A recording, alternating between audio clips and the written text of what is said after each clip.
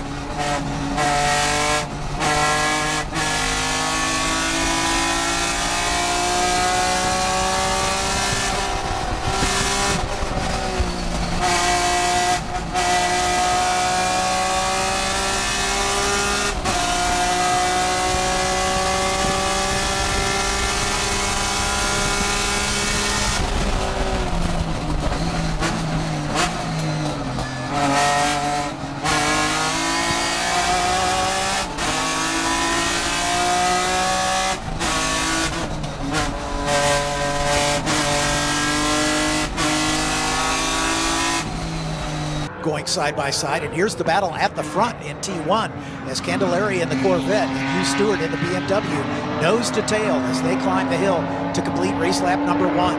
Stewart peeking out to the inside just to get a little fresh air on the radiator.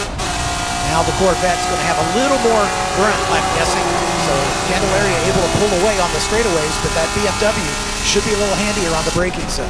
Yeah, you watched Hugh get through 14 very quickly, got right up under the back of the deck lid of Candelaria, but he got to the horsepower of the Corvette and started pulling away.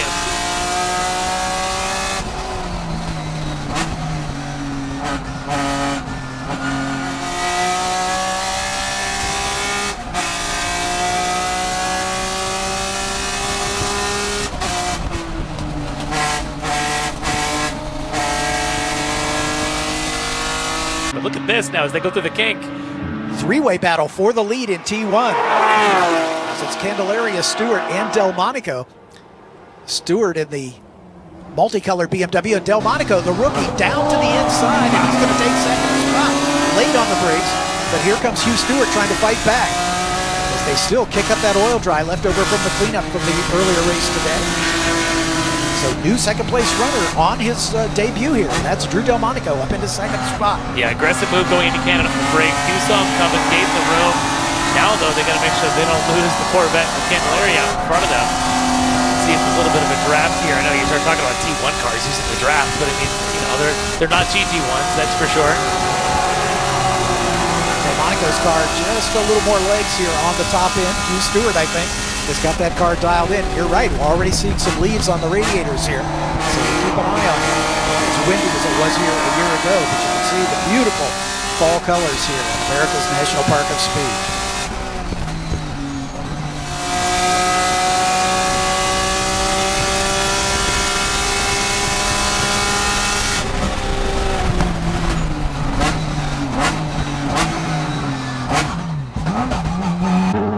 We're going to spin. This is the leaders in T1? Yeah, both of them, and that's going to promote Hugh Stewart into the lead in T1, but they've both been able to continue.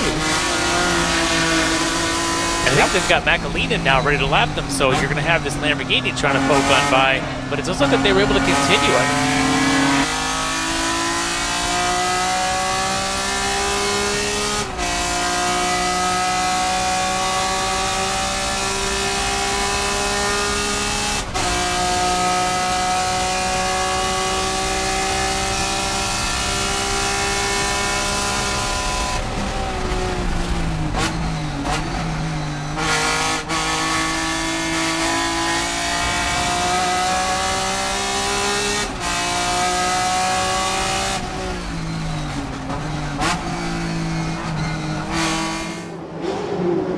Once again, one of the GT1 cars playing a factor here as the 13 car of David Johns making his first runoff start. Works his way through this lead battle, but now it's a straight fight. So we're coming up to complete race lap number 12. Candelaria is as close as he's been in the line since the lead change. And this is where the advantage goes to the Corvette. We can see something happening before we get down to turn 1. He's definitely close enough to get side by side with the braking. White flag next time by for these two, as this battle has been compelling. And here comes Candelaria. He's got the momentum down into turn number 1. Stewart does his best to stay late on the brakes and go high wide and hands him around the outside, but he can't quite close the deal. Candelaria takes the position. He should be able to stretch it here in this next run, but look how squirrely that car is. Yeah, big slide on the way in, but I think he's still able to get the power down on the way out. Turn number 8, Stewart right out to the edge of the track. Using everything. Every bit of it. Let's see if he can be on the tail of the Corvette as they come off of the carousel.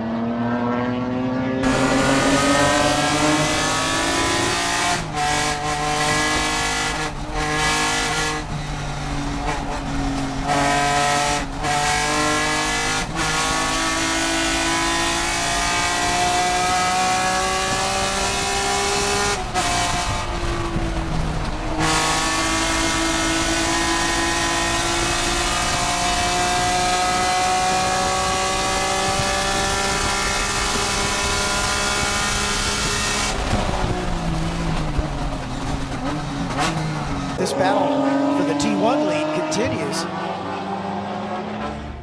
What does Hugh Stewart have in him? Because we know the Corvette's got the advantage on these straightaways. He's going to have to tuck up behind.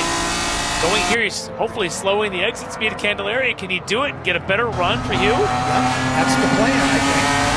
See if he can tuck in the draft. This will be a dress rehearsal for the final lap here, as they're climbing to the white flag. For T1.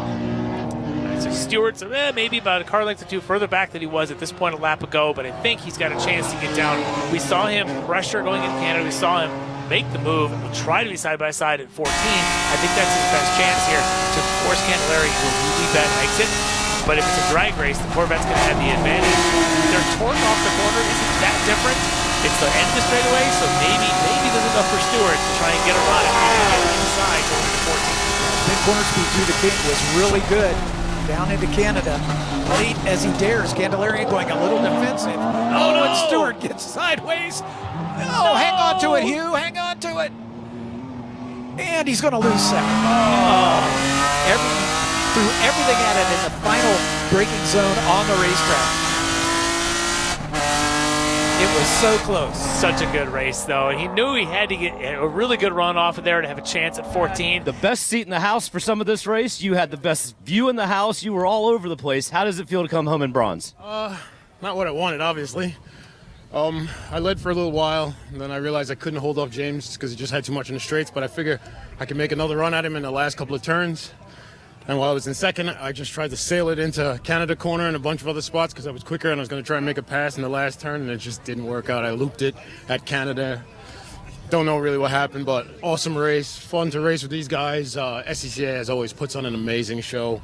I have to thank Hoosier. The tires were awesome. MCS shocks. They got me some four-way adjustable shocks. Those things are amazing. High Speed Motorsports puts the car together. Do a great job. KONIG, our wheel sponsor. Awesome wheels. They went over the curbs, no bends. You know, anyone that I missed, thank you. Thank you very much. Well, you left it all on the field, so to speak. Congratulations. Second.